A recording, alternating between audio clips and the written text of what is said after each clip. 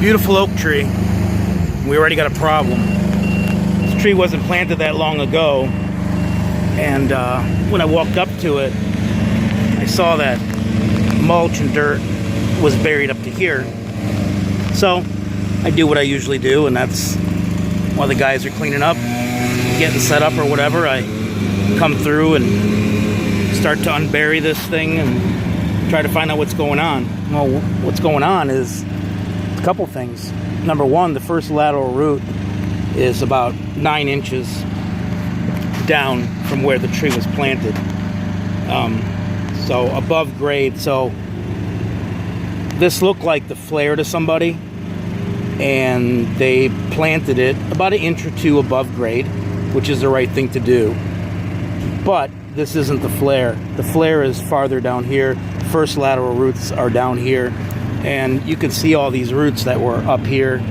I cut away several girdling roots already. And when you start digging through this and you see the medium that it's planted, and by that I mean, you know, what's around the tree. So this isn't dirt. This is a mixture of pine bark mulch, some vermiculite. So this tells me, plus these little green things in there, which are slow release fertilizer pellets. This tells me that this is or was a potted plant. So I do some more digging, and I start finding where the original root defects start. And I've gone to a lot of classes and a lot of talks, and I've done a lot of research on my own, you know, when I hear these things. And what I hear is that when the plant is planted in a pot, they do a process called stepping up. So you have this like 4x4 pot that's called a pea pot, and they stick, you know, a cutting in, and that's how the tree starts. Well, once it gets, you know, so big, they step it up into the next size pot. And that looks like this. If you bear with me. So most of you have seen a pot that plants come in, and it looks something like this. Someone cleverly used this to for their spout drain. But if you look in the pot has a very slick sidewall. So when these roots hit the sides, they immediately deflect. They go up, down, or sideways. And if those roots are never corrected, when it gets stepped up into the next size pot, the roots just keep going either up, down, or sideways. It never stops.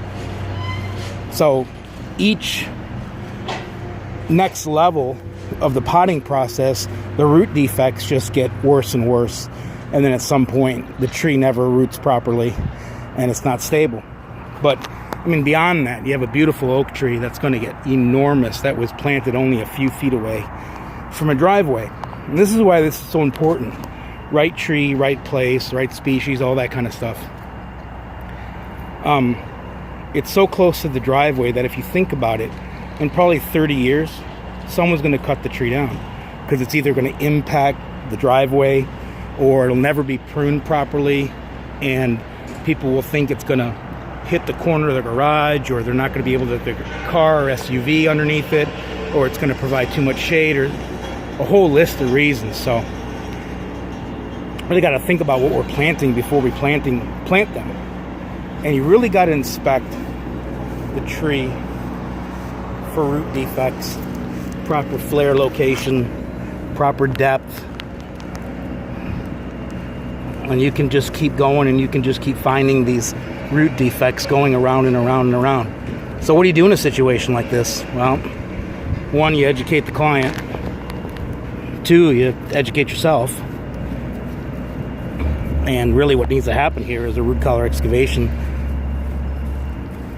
Probably come back to about here, and then take a digging spade and start slicing this way and trying to cut some of those roots that may still be going around in a circle, and hopefully fix that. And then all this extra growing medium, mulch, dirt, all that needs to be removed, you know, transported off site. And then probably make the mulch ring probably somewhere out to here. so that it doesn't keep backfilling with debris just from, rain, erosion. It's kind of what happens. This is urban forestry challenges at a very basic level. And it's sad. People pay a lot of money for these trees, and then when you come along and you tell them that they've got problems, they're never happy to hear that. And I'm not happy to see it, because if you think about the long-term prognosis, 20 years down the road, you can just see all the problems that the tree's going to have, and it's never going to make it to its full maximum potential. When we're trying to at least get 100 years out of a tree in the urban forest, it's not going to happen. You're not getting 9 to 16 if you're lucky, and that just doesn't seem to make any sense. So if you really want to do something, learn about this stuff and become as I say, a proactive steward of the urban environment, the urban forest, and actually become a soldier on the front lines of combating climate change. Notice I didn't say anything about global warming. I said climate change. The climate is changing, and one of the best things that we can do to help mitigate the effects of that is to plant more trees and have them, make it to their full potential.